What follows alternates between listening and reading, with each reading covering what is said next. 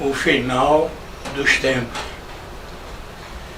O Evangelho é a boa nova da salvação para todos os que creem. No capítulo 13 do Evangelho de Marcos está descrito que Jesus, ao sair do templo, respondendo a seus discípulos, quando mostravam sua admiração à beleza do templo judeu, disse que daquele templo não restaria pedra sobre pedra. Os discípulos, impressionados, perguntaram quando ocorreria o que Jesus havia falado e que sinal haveria quando isso tudo estivesse para se cumprir.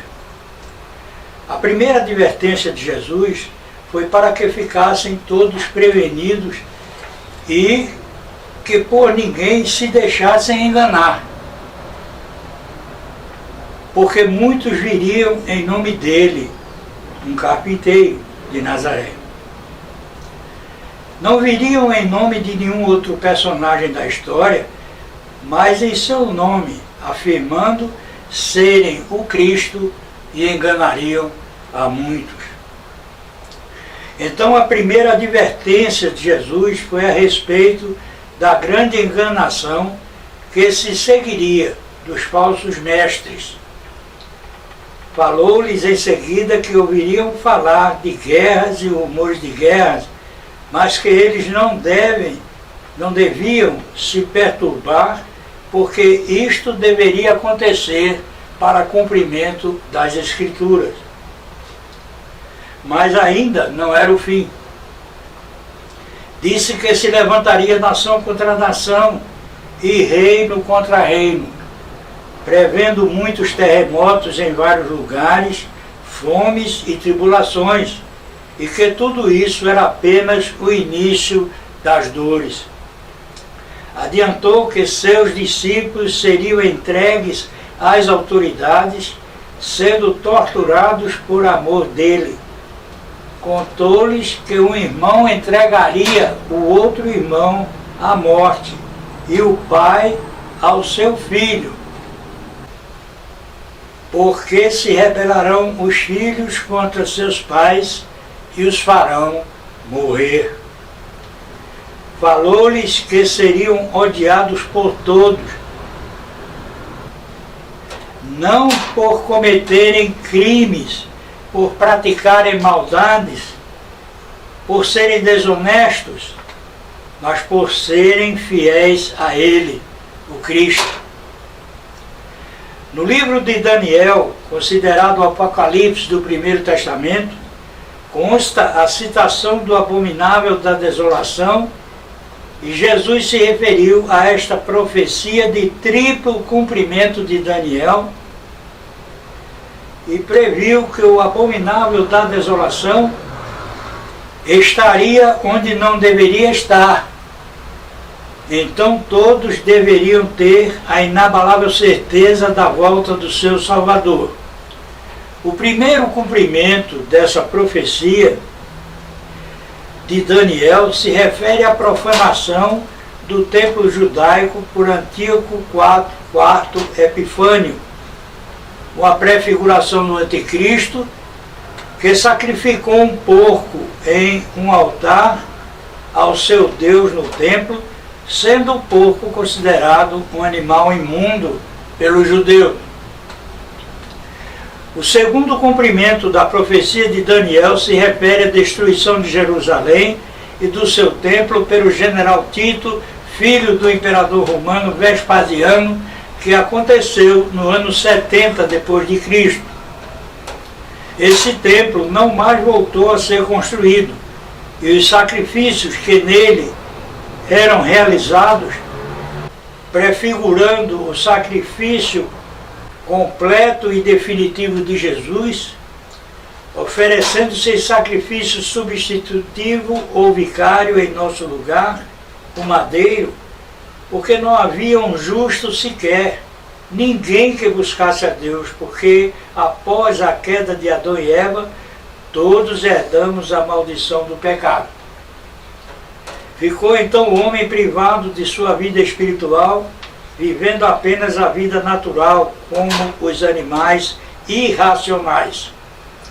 Diz a Escritura que em pecado nos concebeu a nossa mãe, e o pecado é incompatibilidade absoluta com a perfeição de Deus. Tal foi o débito do ser humano diante de Deus, e sendo a pena decretada por sua justiça para o pecado, a morte, que o homem jamais teria condições de pagar seu débito frente à perfeita justiça de Deus. Porém, Deus nos amou de tal maneira que enviou o seu Filho unigênito, Jesus Cristo, quem existe desde sempre na segunda pessoa da Santíssima Trindade, para pagar pelo que jamais poderíamos. Assim, pela ação do Espírito Santo, o Filho unigênito de Deus foi gerado em Maria, vindo em carne humana, porém, pela ação do Espírito Santo, sem qualquer mácula, qualquer pecado, sendo 100% homem e 100% Deus. Somente Ele pode se fazer maldição em nosso lugar, pois a Escritura diz que maldito é todo aquele que é pendurado no madeiro. E cumpriu todos os 613 mandamentos da lei, a que põe em evidência o pecado. Jesus, portanto, não veio anular a lei, mas cumpri-la. Somente Ele, sendo 100% Deus e homem ao mesmo tempo, pode arcar com todo o peso do pecado de toda a humanidade, de sofrer o castigo que seria para nós. E registrou o profeta Isaías no capítulo 53, verso 5. Mas ele foi ferido por causa das nossas transgressões e moído por causa das nossas iniquidades. O castigo que nos traz a paz estava sobre ele, e pelas suas pisaduras fomos sarados. Deus ofereceu o seu Filho unigênito por amor incompreensível por nós, sendo nós pecadores, pois nós não ofereceríamos nosso Filho nem por nossa mãe. Nós o amamos porque Ele nos amou primeiro. O mundo é o campo, composto de diferentes tipos de solo. O Evangelho, a boa semente, e o semeador, o discípulo de Jesus, encaminhado a pregar a boa nova do Evangelho. Conforme o tipo de solo sobre o qual cair a boa semente, ela dará frutos a 30, 60 e a 100 por um. Jesus nos ensina isto na parábola do semeador. E disse Jesus, assentado em um barco à beira-mar: Eis que o semeador saiu a semear. E aconteceu que, semeando ele, uma parte da semente caiu junto ao caminho, e vieram as aves do céu, demônios, e a comeram, e outro caiu entre espinhos, preocupações com as coisas deste mundo. E crescendo os espinhos, a sufocaram e não deu fruto. E outra caiu em boa terra e deu fruto que vingou e cresceu. E um produziu 30, outro 60 e outro 100, conforme Marcos capítulo 4, versos 1 a 8. Portanto, devemos divulgar a boa nova a todos, pois somente o Criador sabe quem é o bom solo, o trigo, e o que cai em mau solo, ou seja, não dá bom fruto, o joio. Assim, Jesus nos apresentou duas categorias de sinais: os de certeza, como as dores do parto, que quando surge a primeira, indica a certeza de que o parto ocorrerá, e a intensificação da dor e sua repetição em intervalo cada vez menores indicam a iminência do parto, tal qual a volta do Messias. Os sinais da iminência da sua volta são a apostasia, ou o afastamento, o abandono da fé, como vemos pelo surgimento incessante de falsas igrejas, falsos mestres, falsos ensinamentos e, paralelamente, uma cristofobia, seguindo-se o aparecimento do anticristo, conforme 2 Tessalonicenses capítulo 2, verso 9. A esse, cuja vinda é segundo a eficácia de Satanás, com todo o poder e sinais e prodígios da mentira, o mundo está preparado para a guerra, para um conflito global, o qual somente ocorrerá quando Deus autorizar, porque disse que este mundo está reservado para fogo, conforme 2 Pedro, capítulo 3, verso 7.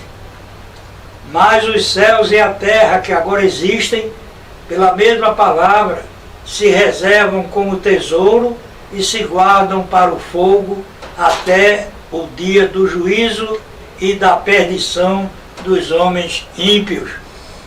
Porque Deus disse que não mais destruiria o homem pela água, conforme Gênesis capítulo 9, verso 11.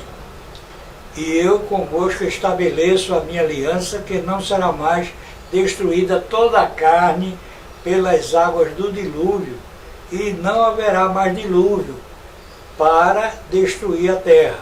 E disse Deus a esse respeito, em Gênesis capítulo 9, versos 12 a 16. E disse Deus: este é o sinal da aliança que ponho entre mim e vós, e entre toda alma vivente, e toda alma vivente que está convosco por gerações eternas. O meu arco tenho posto nas nuvens, este será por sinal da aliança entre mim e a terra. E acontecerá que, quando eu trouxer nuvens sobre a terra, aparecerá o arco nas nuvens. Então me lembrarei da minha aliança que está entre mim e vós, e entre toda a alma vivente de toda a carne. E as águas não se tornarão mais em dilúvio para destruir toda a carne. E estará o arco nas nuvens, e eu o verei para me lembrar da aliança eterna entre Deus e toda a alma vivente de toda a carne que está sobre a terra. Finalmente, o terceiro cumprimento da profecia dada a Daniel é que quando aquele que vem sob as asas da abominação estiver no lugar santo, se refere ao lugar de comando da igreja, pois Paulo de Tarso, ao se referir ao templo, usa a palavra naos, que significa igreja. Assim, o filho da perdição se assentará no lugar de Deus, querendo parecer Deus e exigindo adoração, e será destruído por um sopro da boca do Senhor Jesus. Estamos vivendo a 70ª semana da profecia de Daniel. Estamos em sua primeira metade, a da igreja. A segunda metade é a do anticristo.